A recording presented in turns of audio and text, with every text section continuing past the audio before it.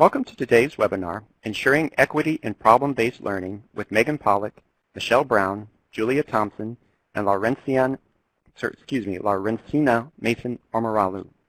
My name is Greg Nagy, and I'm from The Ohio State University and provide technical support for the STEM Equity Pipeline Project. Before we start the presentation, I would like to go over some housekeeping items for this webinar. This webinar is scheduled to last roughly 1 hour and is being recorded in order to view this presentation in its entirety later. The recorded webinar will be available in the next few days on the napeequity.org website.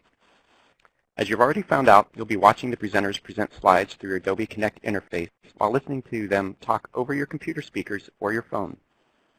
You will also be able to interact using the chat pod. All of the participants' microphones and telephones have been automatically muted. You can download any resources in the Documents to Download pod. Click the file you want to download, then click the Download Files button. This will open the file as a link in a different tab in your browser. Also, please fill in any of the polls we have on the screen right now. The presenters will answer most questions after the presentation. However, we can take questions at any time. This is how we take questions. At any time during the presentation, you may submit a question by typing your question in the chat pod at the bottom of the Adobe Connect window. We will read and respond to these questions at the end of the presentation. I would like to start the webinar by introducing Megan Pollock, Director of Professional Development of NAPE. Megan?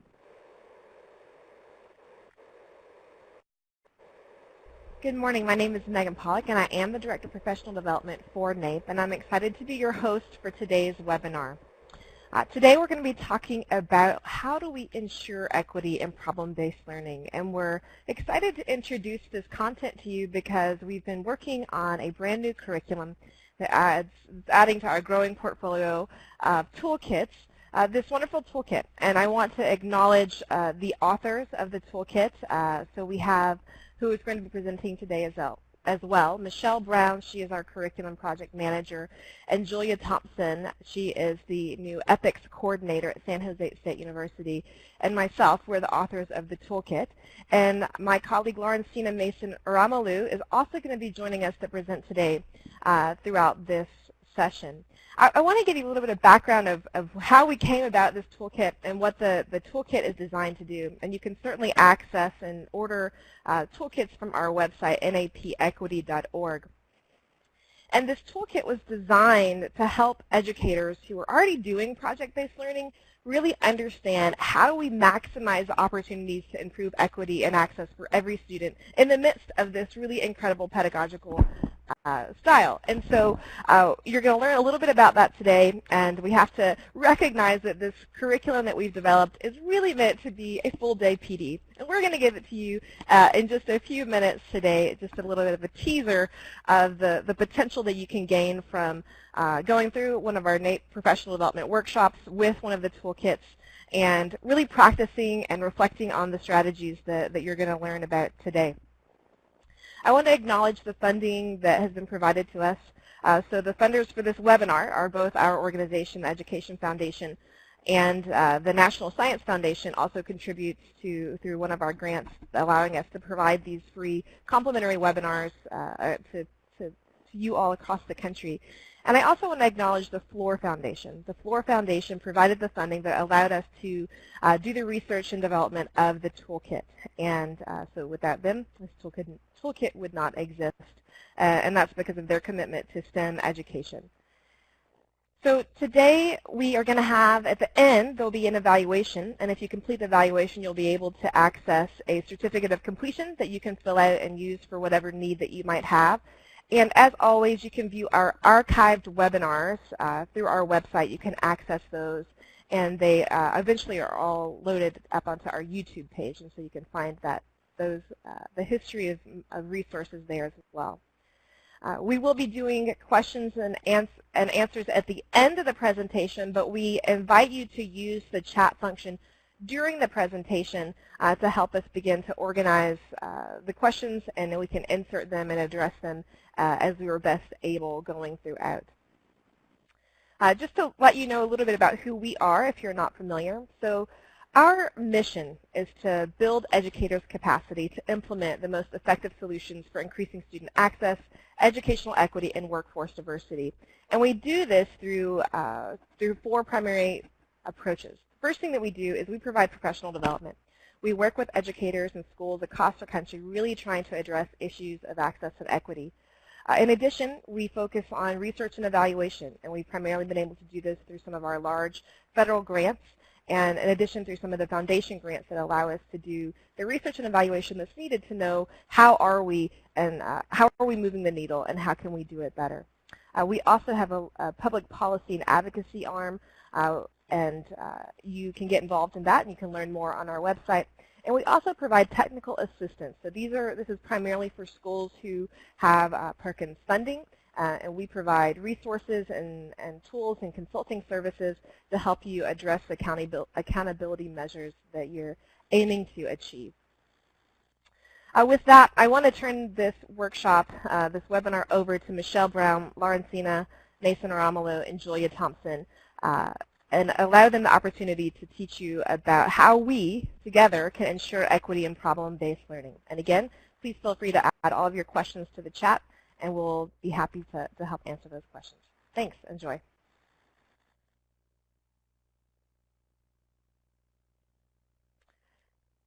Hey, Michelle, we can't hear you just yet.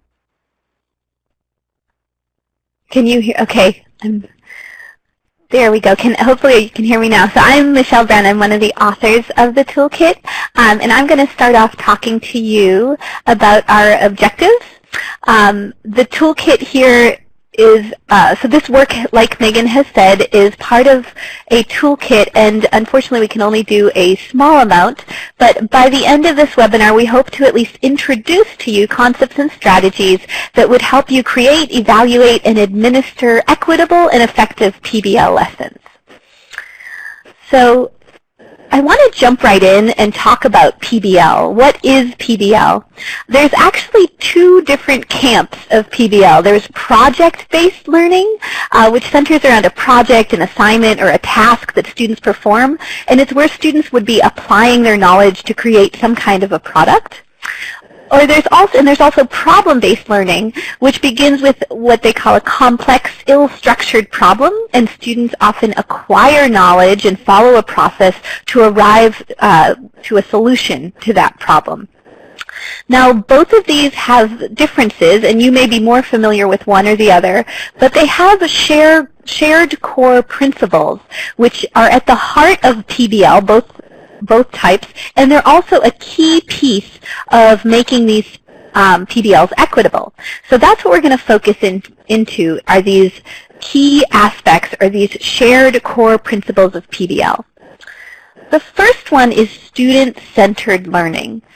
You may be familiar with this idea where instead of having a teacher be the one who gives information to a student, and it's the student being a blank slate that just absorbs all this material, there's a teaching philosophy where it's best practice if the student is the one that's engaging in the material, if the student is going through this with self-directed learning, and the teachers, instead of being sages on the stage, they're more facilitators or guides that help the student understand those concepts on the side as like a coach.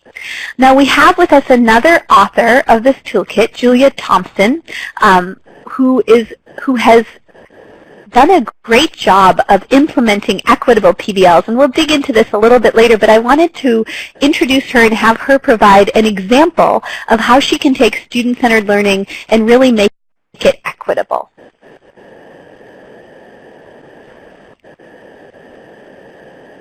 Julia, if you could unmute your mic as well. We're all very careful to not talk over each other. It's multiple step process. Thank you, Michelle. So I'm an instructor at San Jose State, as Megan had mentioned, and so I'm developing a project-based service learning and course, and I've co-instructed it this semester, and we'll be doing it next semester.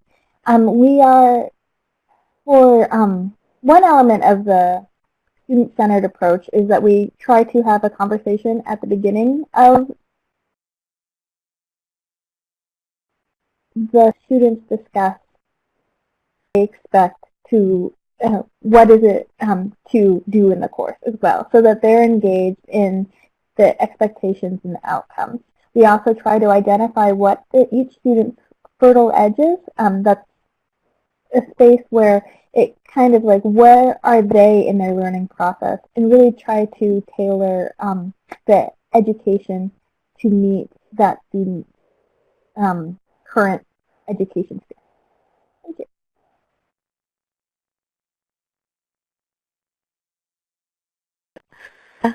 All right, and so our next component of a shared core principle is team learning environment. So this is something that both problem and project-based learning centers around. Instead of having students individually working on components or working on classroom content, instead they're working in teams and groups. This involves cooperative learning, this involves collaborative learning, and oftentimes in a team learning environment there's a heterogeneous mix of students.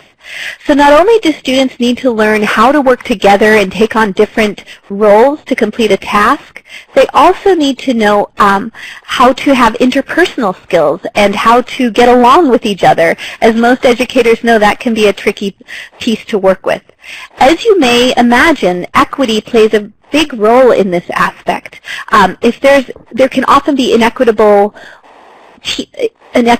events occurring within these teams, and that is something else we're going to talk about with you today.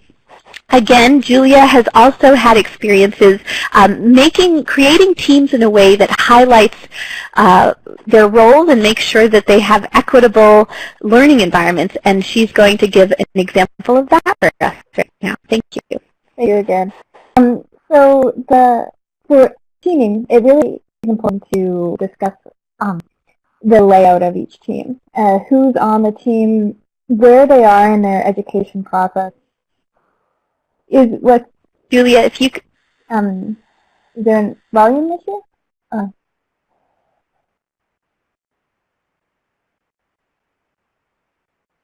Can you hear me okay? So yeah, I think that there's just Oh. Yeah, so I think there's a little bit of a delay. So if you'll just kind of start from the beginning with what you're going to add around. So in the teaming, it's important to, when you identify teams of students, to have it so that there is not one of any group, and then also make the teams, to follow up with each team and make sure each voice is equally heard, and also vary the role of who is, so that the leadership and the secretarial positions, note taker, doesn't get connected with one stereotypical group. The last aspect of a shared core principle, which we'll discuss further in this webinar, is the idea of an authentic learning context. And this is something particularly unique to PBLs that often other curriculum and content in courses don't highlight. It's where a lesson, such as a PBL, resembles professionals, where there is often interdisciplinary or service-based learning, and where this work is challenging and rigorous and often open-ended. And that makes it a much more rich environment for student learning. It helps with motivation for students. The work is not meaningless. They see the connection between the work happening in the classroom and the work that's happening out in the real world. And the fact that it's messy and complex and it's not this very neat worksheet that a student can complete makes it challenging and rigorous, but it also makes it more engaging and motivating. This is a key place where we can also highlight equitable strategies. And again, Julia has great examples of how she has taken a PBL and highlighted those authentic learning contexts in a way that increases equity. So one last time, Julia is going to join us and discuss exactly how she's highlighted an authentic learning context in the PBL she has taught. So this is really exciting for my own passion. It's so the class I'm developing is a service learning course, and we have connected with many organizations that really address core issues in San Jose area. Many so San Jose has a large homeless population, and a lot of the students also struggle with income inequality in the area. And so we're partnering with organizations that provide food and shelter and to different groups. We have a group working with survivors of human trafficking, and another group, a student group, is developing an app that connects excess food to food insecure students. And so this is something that allows the students that they see on a day-to-day process, and a lot of them are struggling with themselves, to work on a project that they really care about. And this is probably one of the core things that is really getting the students motivated and engaged in the project. Thank you, Michelle. So that was just a little introduction in some of the shared core principles of PBL and the ways in which we can highlight them to make them more equitable. We're now going to jump over, and Lauren Sina is going to introduce an activity with you where you can really see just how using equitable factors and strategies can really engage students more and make it even more interactive. So at this point, we're going to have Lauren Sina come on and have you all participate in an activity where you're going to be comparing scenarios. Okay, great. Thank you, Michelle.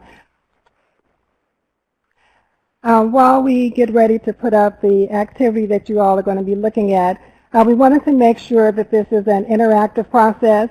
And so as we learn about PBL, what it is and what it is not, we also want to give you the opportunity to kind of apply those concepts to a real activity.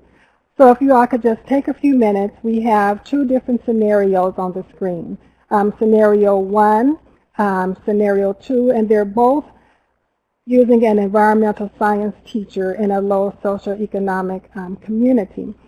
But there are some differences in each scenario. So we'd like for you to look at each one and think about what are some of the PBL components that are in each, and which scenario is more equitable. So if we could just take a few minutes, and then you can type your responses in the box that's provided below.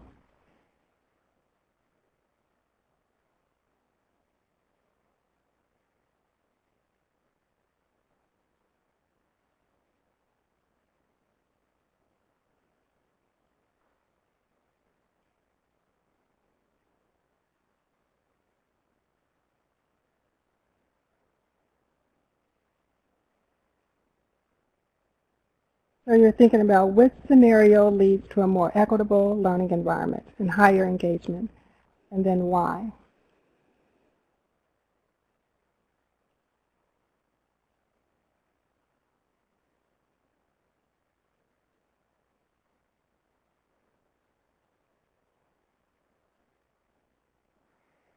We'll give you maybe a few more seconds.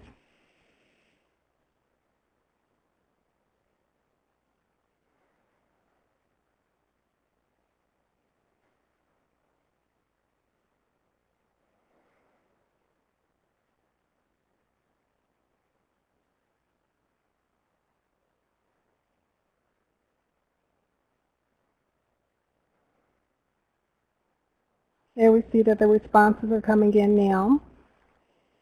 And our first vote is for Scenario 2. Teacher assesses students for their level of understanding by asking what frustrates them.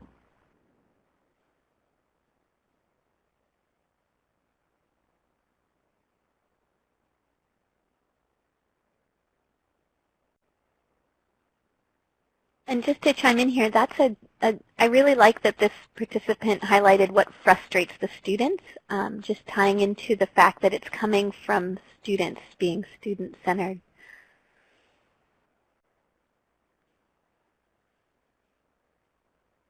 Okay, we'll just take a few more seconds for people to be able to respond, and we'll go ahead and move on and look at a summary of looking at the two scenarios and what can we pull out from scenario number 1 and what can we pull out from scenario number 2. Another vote for scenario number 2, yes, that is both student-centered and authentic. Two of the PBL principles that we've talked about.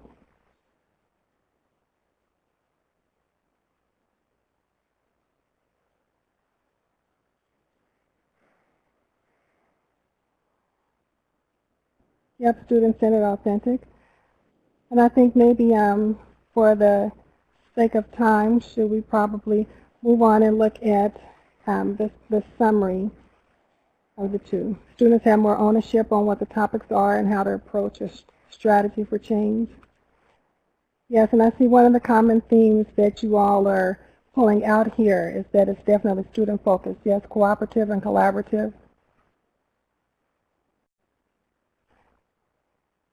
Indeed, and if you were to look at scenario number one without looking at scenario number two, you might think that it's better than maybe a typical assignment because it does, have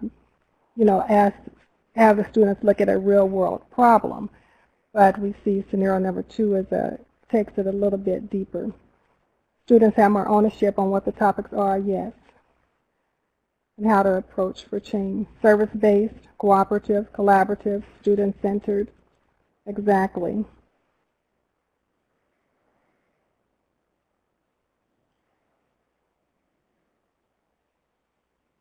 Okay, I think we can go on to our other layout where we can move forward.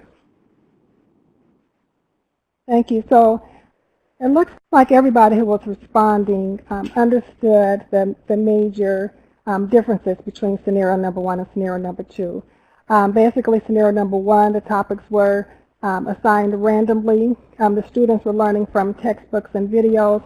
But if we look at scenario number two, the topics were generated by the students. So it was actually student-focused. And so they were the ones who were able to identify what frustrates them, and those are the topics that were eventually explored. The students created their own assessment rubric. And so they were really engaged in the process and were able to take ownership not only in developing the assignment, but also developing how they would be graded. And so that's kind of empowering to students to really be a part of the whole process, identifying what the topics are, and then also going on and determining how they want to be evaluated.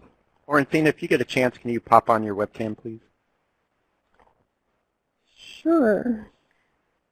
And just to chime in here, it's a really powerful difference to see what a continuum this is. A lot of teachers aren't even at scenario one where they're not doing that inquiry piece. So some teachers need to move that place, but then taking that and emphasizing those equitable pieces moves it even further. Exactly. Okay, now we just want to do a little bit of a summary. Michelle already went over the three core principles of PBL, and we just want to go back over and kind of reiterate what those were, and we also pulled those out from the scenario that we just looked at. So the first one is student-centered, and when I think about student-centered, if you were to think about the traditional who, what, when, why, the student-centered is kind of the who. Who is at the center of the teaching? Is it the teacher or is it the student? And so we want to make sure that the project is student-centered, that the teacher is acting as a facilitator, as a guide, and that the students are the ones who are really guiding the process.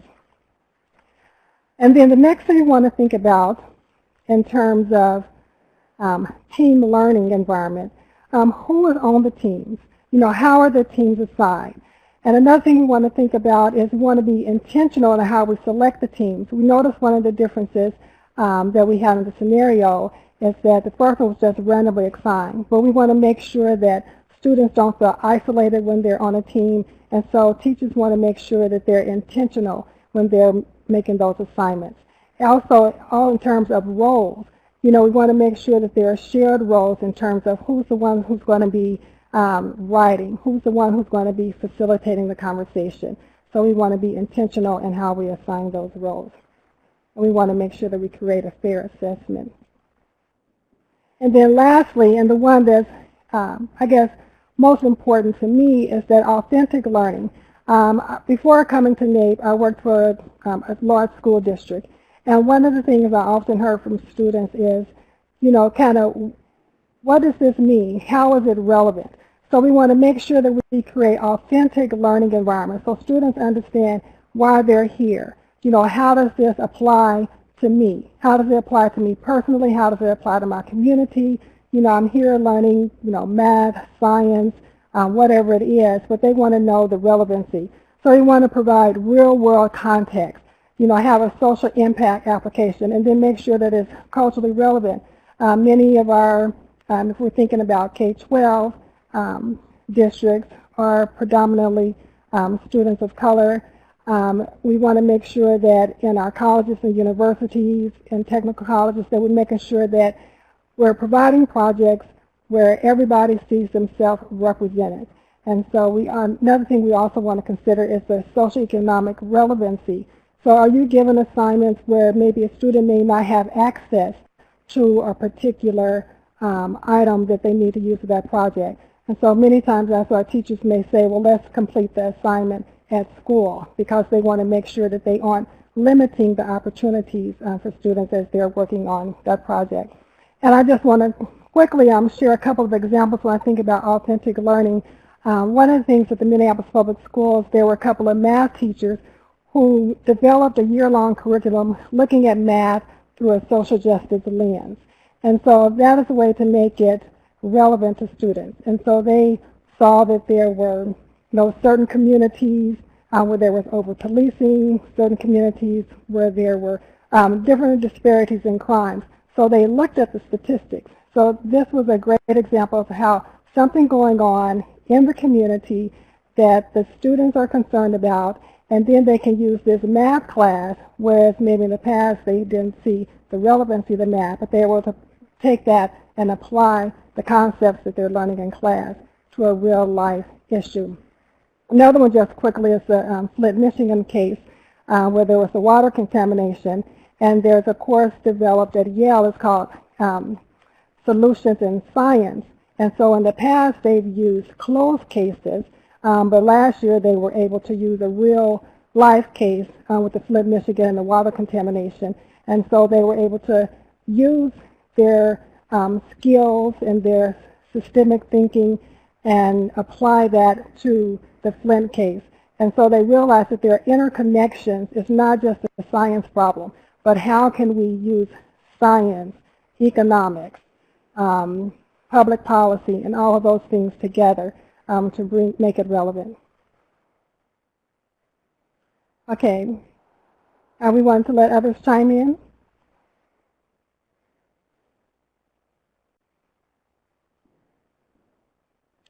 Okay. Oh, I'm just commenting on something Lynn had said. Okay, Julia, feel free to chime in. You said you have an example of how you approach that issue as well. Yeah, so Lynn Engler put on the chat window how teachers could make sure that the sources are appropriate.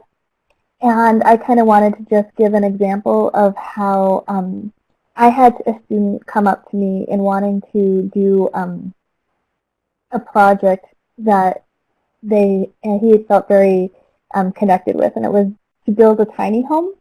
But it was a capstone senior level engineering project, and we were trying to figure out, so we ended up having discussions on how we could create that type of, do that project in a way that kind of emphasized his learning from mechanical engineering.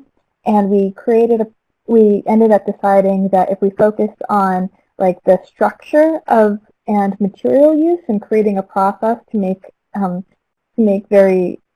tiny home that was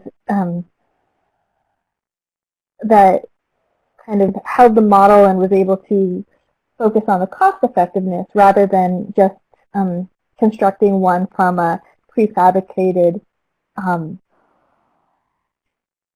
kit, that would be an appropriate way to go. And so to answer the question that kind of came up was, how do you take, if a student comes up with a question, you can create a conversation and then ground it in state guidelines and meeting the standards and also doing the project at the same time.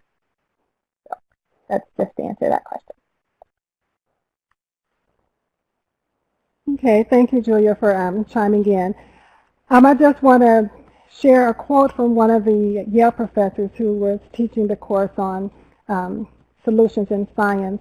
And he said that as a result of the students taking this course, He said, when you know students are going to come out of the class thinking profoundly differently, thinking, perceiving, feeling profoundly differently, being able to step out of the normal confines of the way we traditionally teach them, that is so rewarding. And so I think that, and that's what all of us as educators want to do, have a rewarding career. And part of that is making sure that we apply these principles, student-centered learning, team learning, authentic learning context, and because we can make the classes relevant for the students, and then they'll ultimately be more engaged. Next, what we want to look at specifically is looking at marginalized groups and how we can make sure that they're engaged. And many studies have been done that have found how it can be more engaging for marginalized groups if we implement project-based learning. So in STEM, women stay in STEM longer when the learning is more collaborative and not competitive. And so we want to make sure that in our classrooms that we're setting at the projects where it's a collaborative setting. Next, there have been many studies as well looking at race and ethnicity. Students from traditionally marginalized groups, they also do better when we're applying project-based learning concepts. I think, again, going back to one of the key principles in terms of making sure that it's authentic, that it's relevant, students are more likely to be engaged. Another group that many studies have looked at are students from low socioeconomic backgrounds. They're also more engaged when the classroom, when there's authentic learning going on. Unfortunately, there's this preconceived idea that maybe students from either low socioeconomic groups as well as what we'll look at next in terms of ability, that they can't handle rigorous courses. They may be of the mind that PBL is just for high-achieving students, but that is not the case. Many research has been shown that students in marginalized groups benefit greatly from implementing project-based learning concepts. And so it makes them feel more self-directed, have more ownership for students from low socioeconomic backgrounds. And then the last category, students with learning disabilities as well. They achieve more and they're motivated when they're in project-based learning environments. And so we see here that when we're using these type of strategies, that it benefits all students. And here's a quote from one of the research studies, and if you were to purchase the toolkit, there are tons of resources that are in there. And all of the research studies that we are alluding to in this webinar, as well as in the toolkit, are listed there. And one of the authors says, when students work cooperatively, they have the opportunity to judge each other on their merits rather than stereotypes. And we know that that is a big problem that we have not only in schools but in society, that we judge people based on stereotypes. But when students are not just sitting in a classroom and the teacher is pretty much preaching to them, but when we have students working together on teams, when we have them engaged back and forth in terms of identifying topics or issues that they would like to work on, when we have them engaged in developing the assessment tool that they want to be rated on, and then they're working in teams and collectively, and they are able to judge the person based on their merits, not based on maybe some stereotype that they have heard or seen or learned from the larger society. So now I'm going to turn it back over to Michelle, who's going to talk a little bit about the dimensions of equitable PBL. Thank you, and thank you, Laurencina. Yeah, so there are a lot of different ways that we can make PBLs more equitable, highlighting those three shared principles. So this slide here shows all the different ways. These are all research-based ways that we could take a PBL and emphasize these key aspects to really maximize the equity that could occur within this learning environment.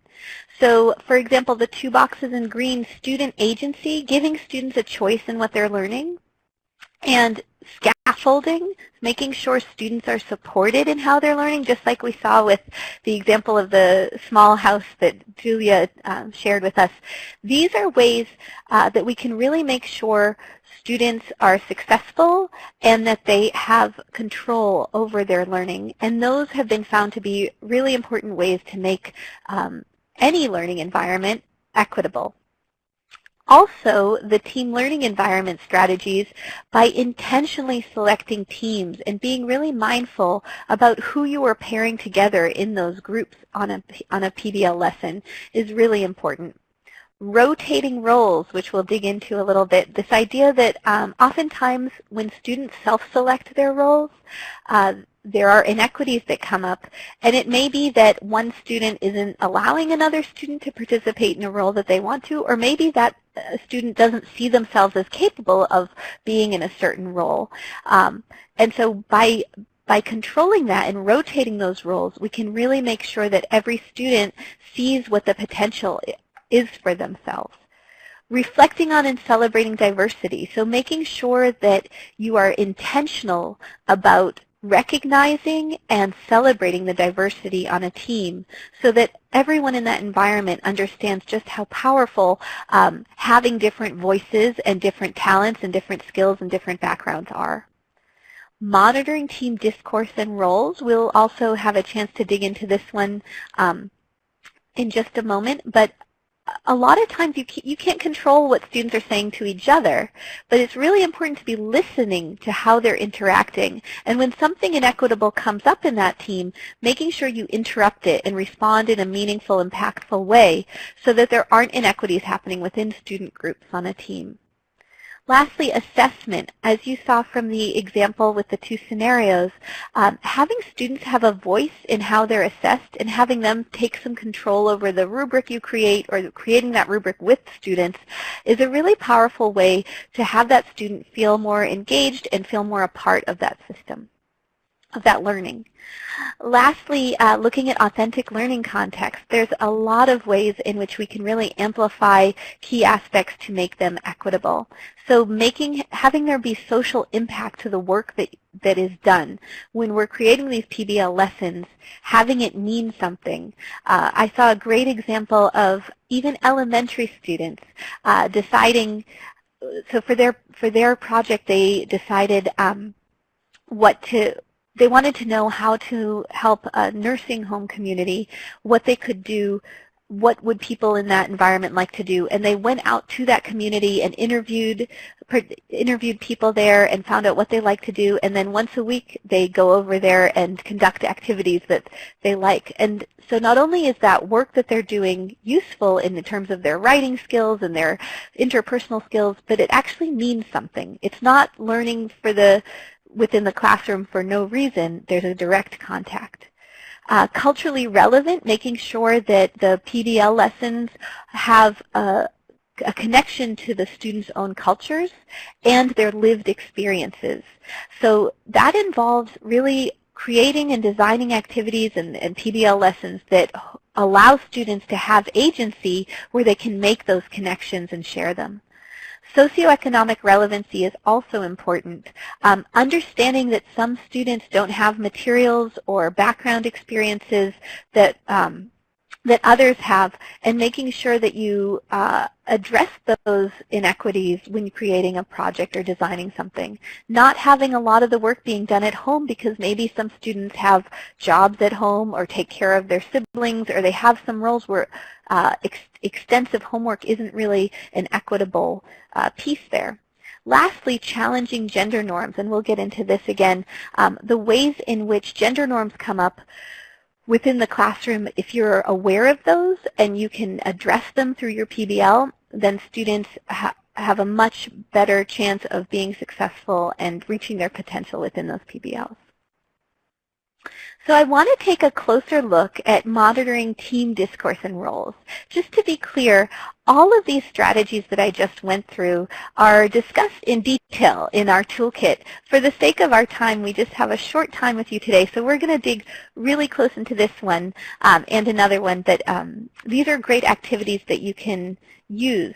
So in a closer look at monitoring team discourse and roles, one strategy is to interrupt inequitable interactions.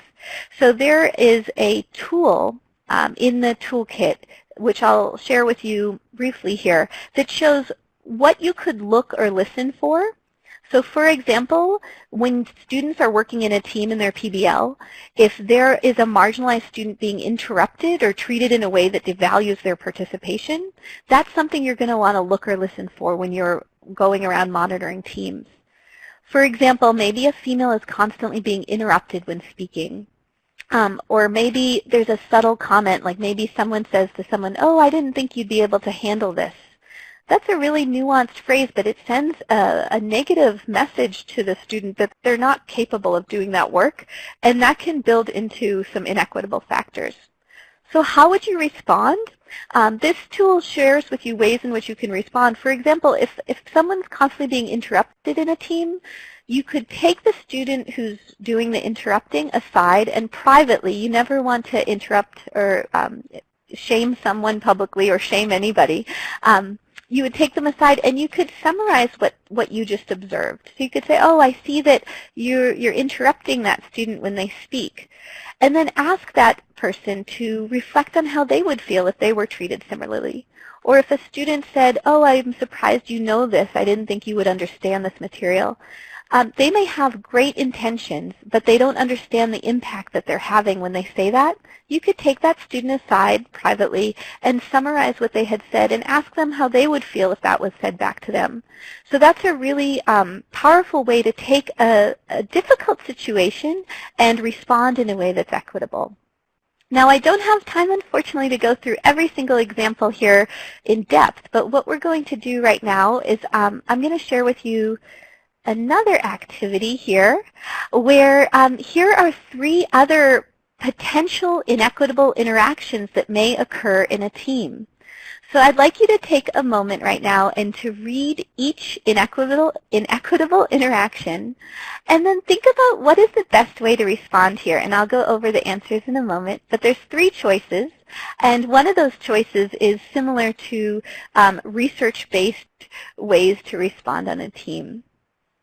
So the first inequitable interaction is you hear a student say to an Asian student, "You're Asian, so you must be good at math. Why don't you calculate the answer?" Or to a female student, "You're a girl, so you probably have good handwriting. Why don't you create the poster?" How would you respond to that?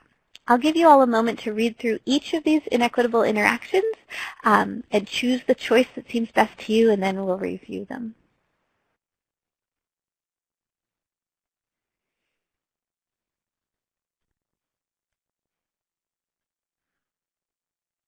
You'll note that some of these are really subtle inequities and some of these are really overt inequities, such as the third inequitable interaction. So it's good to see the range in which inequities can occur on a team.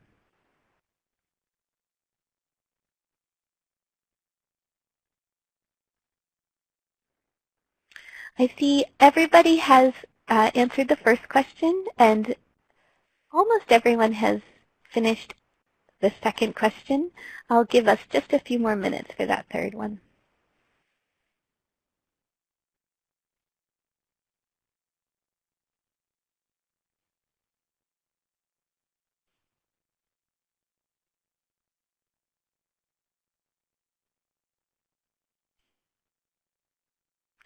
All right, for the sake of time, I'm going to start discussing these. So when we look at inequitable interaction 1, one of the best ways to respond is you got it right. Everybody chose asking the speaker to explain what they said. So asking the speaker to explain themselves can often highlight the inequities for the speaker. And it's a good way to do this because it's helpful to have them come to the realization that what they said was inequitable rather than trying to force it on them. Having them apologizing to the student who was treated poorly does nothing to interrupt that inequity. And then interrupting a class and making the offending student apologize, you don't want to do any of these things publicly. It's much more effective to work with those students who are being inequitable privately.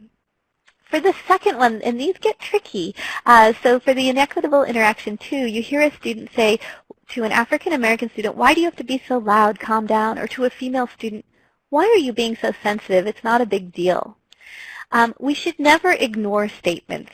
There are small inequities that are not, these are not small inequities that are not worth disrupting. So I'm so glad to see nobody chose that, because ignoring inequitable interactions sends a message that they're okay and they're not. And for those people who are on the receiving end of that, it's really powerful when you interrupt them. I did a tricky one, so separating the students and making sure they don't work on the same team would be effective, and that is a one way to respond to that situation. However, we also really want the person who is saying these inequitable things to see that they are doing that. So not only do we want the person on the receiving end of these inequities to not have to go through that, which that answer would definitely solve, we want the person who's creating these inequitable environments to change their practice and change the way they interact with others on a team. By summarizing what the speaker says and stating how there's different ways to act and expressing the need to respect diverse behaviors, you are really making clear that that behavior is not okay. And hopefully, as you express these needs and share how inappropriate it is, it really helps highlight to them that it's not okay. I think it becomes really powerful when you hear an example. So when someone says to a girl, "Why are you being so sensitive?" by summarizing that and saying, "It appears you are uncomfortable with females expressing how they feel," there are different ways to express how you feel, and some people can use words and others can use emotions, and that it's important to respect these diverse behaviors. It's actually really powerful to summarize what they're saying there, because it helps them see that what they are saying is really not acceptable behavior. Hopefully they see that. For inequitable interaction 3, you hear a student make a racist, sexist, or homophobic joke, or anything else where it's really explicitly inequitable. Again, you all did excellently here. To be frank and communicate that these are unacceptable actions and stating clear expectations is the most important way to respond. So always interrupting inequitable behaviors is a really key way to foster equity within team learning environments for a PBL. So I hope that was helpful to look at those. Again, there's a tool highlighting these as well as another one, because sometimes it's really hard to know what to do when you see that inequity in the team. So this is a great resource for educators. Lauren Seaman, do you want to add something? No, I don't right now. So what we're going to do now is jump into a closer look, challenging gender norms. And so another way that we can foster an equitable learning environment is to challenge gender norms. And some strategies there is to present science as creative with a focus on observing and asking questions rather than a competitive environment with a focus on being right. There's a study that shows when science is presented as creative and there's not competition and being right, more females are more likely to get involved with science and see science as a pathway for themselves in the future. Another strategy is to make sure that you are not using gendered assumptions and remove material that reinforces stereotypes. So making sure that you're looking at the textbooks or the brochures or the guest speakers and making sure that they represent a diverse community. So it's not always males in science or it's not always females in nursing, so that there's this diversity within the representations can help challenge gender norms in your PBL. Also, like we just talked about, monitoring roles on teams. I mentioned this one earlier, making sure that girls are not always the note takers, boys are not always the leaders. If you're looking at a nursing environment, making sure that males are expected to do the face-to-face interactions and not just females. Requiring students to participate equally in meaningful ways helps challenge gender norms. And that may be something where a female may self-select to be the note taker and not the leader, or self-select to do the poster and not use tools to create something. So by interrupting that for themselves, it can also help challenge their own gender norms. We are going to just take a moment to reflect quietly to ourselves here. What aspects of gender norms do you currently consider when creating lessons, and what further aspects of gender norms can you consider to create a more equitable learning environment? We're not going to share our responses right now, but just take a moment to think about the ways in which you may foster gender norms in your own PBLs without realizing it, and what are things you could do to change that. I'll pause for just a minute here. And with that, I'm going to let Laurencina jump in and take us through to the next slide. Thank you. Okay, thank you, Michelle. One of the key components of NAEP, any type of NAEP PD, is we think that it's really important to have time for reflection.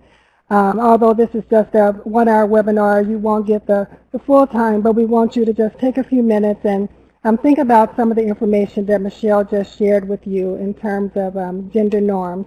We won't share out, but think about any that you can possibly incorporate in your lessons, and then what further aspects of gender norms can you consider so that you can create a more equitable learning environment.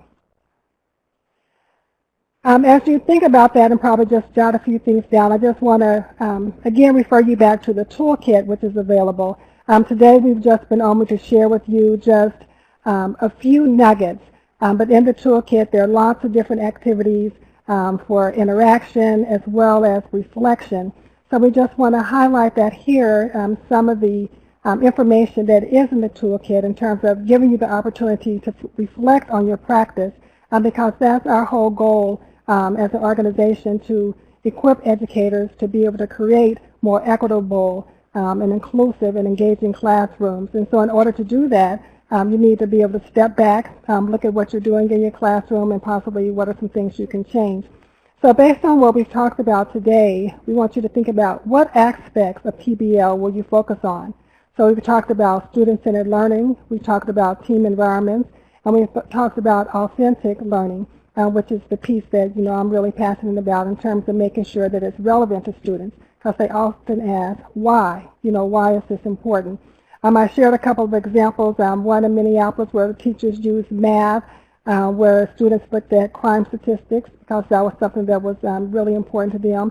And then also the example at Yale where the class is looking at the Flint, Michigan case and the water contamination, and looking at how science can work with economics, with government, public policy, and so forth, and science does not operate in a vacuum. So how can you make it student-centered? How can you make it create team environments? And then how can you also make sure that there's authentic learning going on? So after this webinar, perhaps you can jot down a plan, and we encourage you to also consider purchasing the toolkit where there'll be more detailed information for you. And just finally, as we think about equity, as we think about inclusion, as we think about project-based learning, oftentimes people say, well, why are you focusing on a particular gender? Why are you focusing on race and ethnicity? Why are you focusing on socioeconomic background? We focus on these other issues not at the exclusion of other students, because basically a rising tide lifts all boats.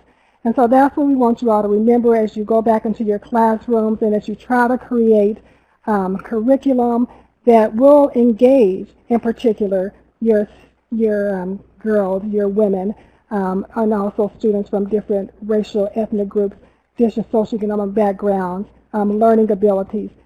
While you're doing that, you will also be ensuring that the both of all of your students will rise. And so we want to challenge you to incorporate these concepts you've learned today and realize in the end you're going to be helping all of your students.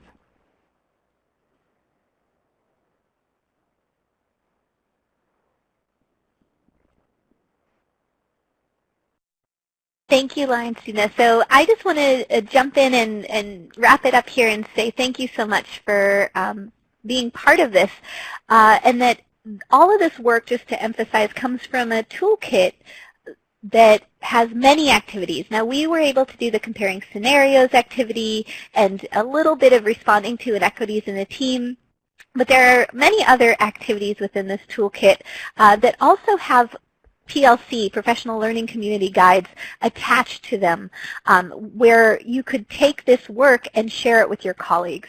Because it's a really important thing to find ways to promote equity within your PBLs, but it's not easy to do. So how do you get yourself and other teachers and educators to improve PBL and make it even more equitable? We've provided you with a few activities today, and there are more in the toolkit that you can share. And then just to chime in here, as a thank you for your participation, you will get the PBL webinar at checkout. You'll get 50% off of one of these toolkits with a coupon code. Before I wrap it up, I wanted to turn it over to Julia, who wants to speak to just how powerful using some of these strategies from the toolkit can be in taking your PBL and making it more equitable and effective. Thank you so much, Michelle. I think as an instructor, the points I wanted to highlight is that PBL incorporating into the classroom, especially when you are new or even if you have been doing PBL for some time, it can be, because you are so engaged into the student's learning process, it can kind of feel overwhelming at times, and a lot of these inequality issues kind of seep in. And the great thing about this toolkit is it very clearly highlights the different elements in which you should focus on for equity, and it gives you very clear kind of steps on how to make sure to check your own PBL instruction practices as an educator, and also as administrator, how you can make sure that the educators are following through different distinct guidelines. And the reflection prompts make you start thinking about issues of equity that can be on the surface that you didn't really examine yet. And so you were able to kind of do a little bit of a deeper dive in some of these issues. And yeah, and so I think that this toolkit can really help create more equitable, problem-based, and project-based classrooms. And I shall now hand it over.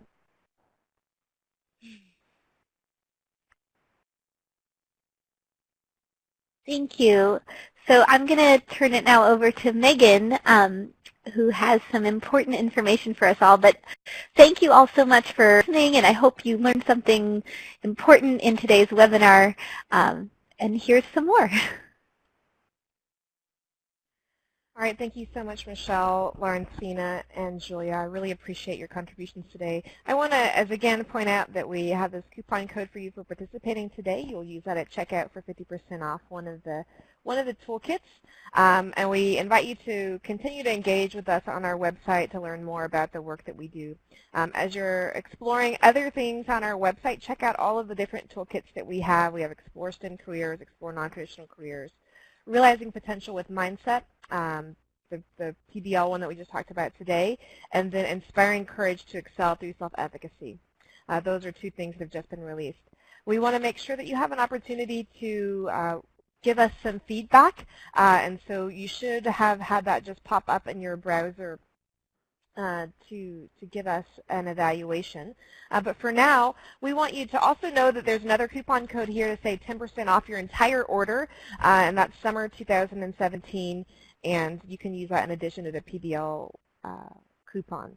Again, thank you so much for your participation. If you haven't already signed up, or if you'd like to join us next week for Inspiring Courage to Excel Through Self-Efficacy to learn more about how we can, through effective feedback, improve the success and achievement of our students. We invite you to join us, and then on June 8th we'll have another webinar.